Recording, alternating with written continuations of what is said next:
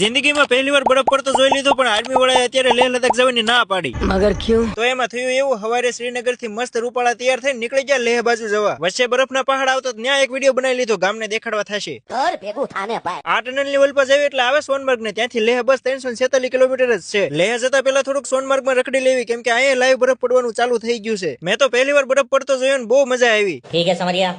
અહીંયા મજા કરી લીધી ને, બ્રેજુને લઈને જવાનું છે લેહ બાજુ. પણ આર્મી વાળા કાકા અને અહીંયાના પોલીસ વાળાએ કીધું આગળ બહુ બરફ પડી ગયો છે એટલે રસ્તા બંધ છે. હવે આવું સાંભળ્યા પછી હું અને મારી બ્રેજુડી કાઈ નહીં, હાલો લેહ લદ્દાખ પછી ક્યારેક આવશું. ઈ બાને અહીંયા સુધી તો અવાઈ ગયું. વાત સહી. હાલો હવે અહીંથી થઈ જવાનું છે ઘર ભેગા. આ છે શ્રીનગર નો સન્ડે મોલ. મોલમાં આટો મારીને જમ્મુ કાશ્મીરમાં ફરીથી વાળુનું બનાવવાનું ચાલુ કરી દીધું. આજનો ફૂલ બ્લોગ આપણે આ યુટ્યુબ ચેનલમાં આવી ગયો છે, જરાક ટાઈમ કાઢીને જોઈ લેજો ને. બાકી મોર મિની બ્લોગ માટે ફોલો અને સબસ્ક્રાઇબ કરતા જજો.